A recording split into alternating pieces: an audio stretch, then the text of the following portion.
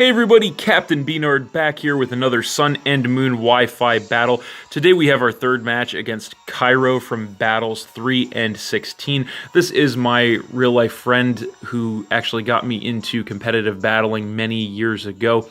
We have been battling for quite some time now in ORAS and Sun and Moon. This is actually our third match here in Sun and Moon. I won the first one, he won the second one, so this is a tiebreaker match. And as you can see, he brought another very cool team to battle, so it's definitely going to be another good one, and we're going to get into it.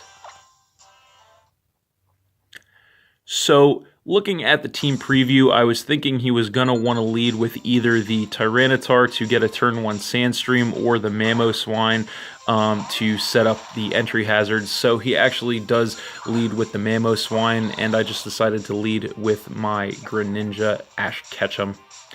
So I am going to outspeed him turn 1. I decided to go for the Grass Knot just in case he decides to switch, predicting the water move. So I know that is going to do enough damage to knock him down to his Focus Sash or take him out if he didn't have one. So he actually does hang on with the Focus Sash there. I'm going to take some damage from the Life Orb, and he is going to go for the Stealth Rock to get the entry hazard set up early on me. So unfortunately, because I changed to the Grass type via my Protein ability last turn, he is going to go for the Ice Shard this turn, and it is going to do a whole lot of damage to me. I am just barely going to survive that with 20 health, and then I am going to fire off a Scald, which is obviously going to be more than enough to finish off the Mamoswine and drop him to 5 Pokemon. And after the Life Orb damage, I am actually just barely alive with 6 health there. So then he is going to come in with Aerodactyl, and his Unnerve is going to come into play.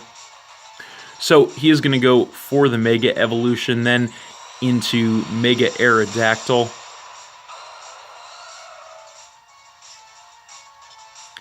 And he is going to outspeed me and go for the Aerial Ace. And obviously that is going to be more than enough to finish off my Greninja and drop me down to 5 Pokemon. So then I'm going to go ahead and come in with my Excadrill, the Gravedigger, take some damage from the rocks, and my Mold Breaker is going to come into play. So he is going to go for the switch here. I do resist both his stab moves, so he's going to go ahead and come in with his Heliolisk. I just decided to go for the Smart Strike in case he decided to stay in and go for an Earthquake or something. So that is going to do about half health to the Heliolisk, so that was not too bad. And then I am going to regain the rest of my health with the leftovers. So I do have to switch out here.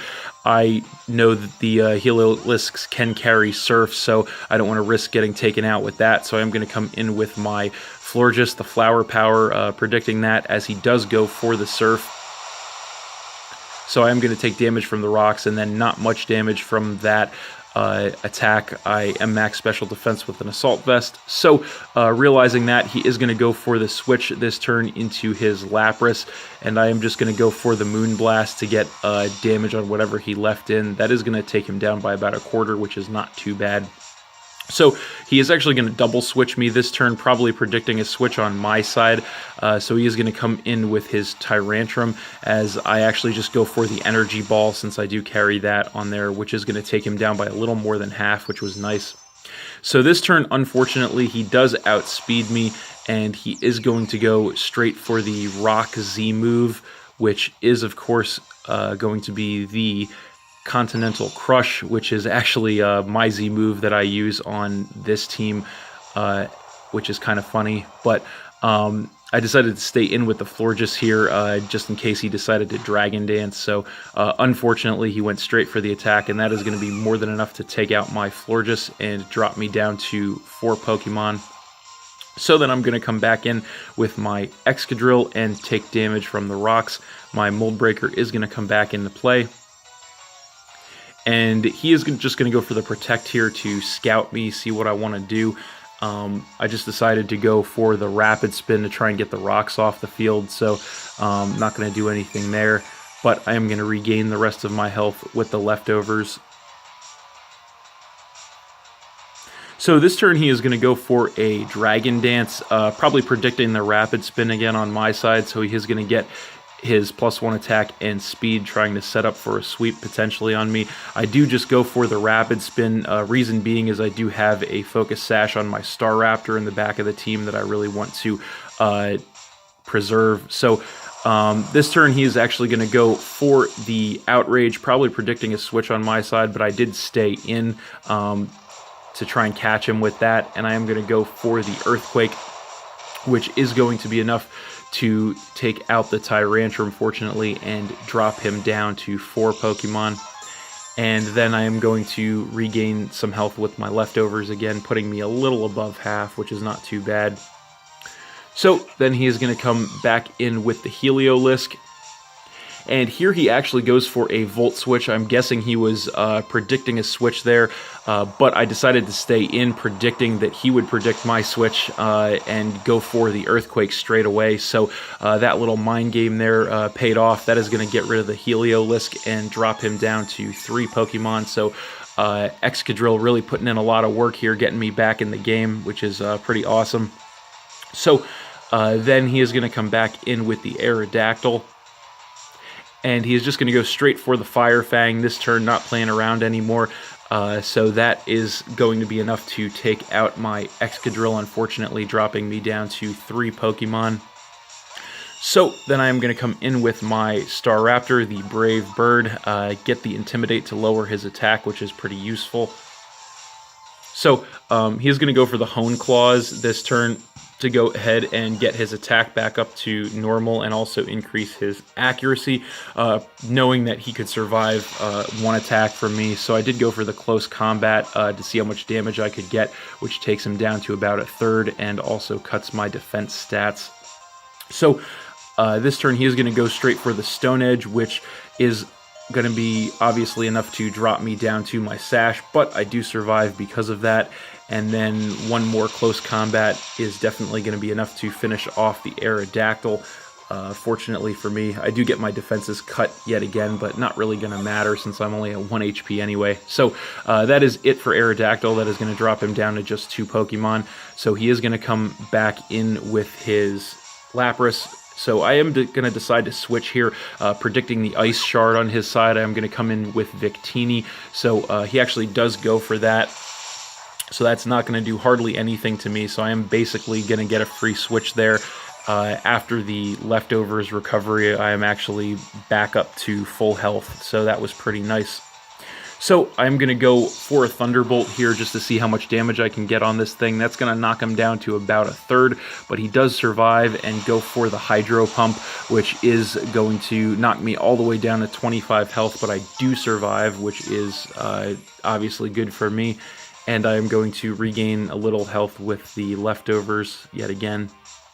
So here he is going to go for the switch, probably predicting another Thunderbolt on my side. He is going to come in with the Tyranitar, and his Sandstream is going to activate to create a Sandstorm.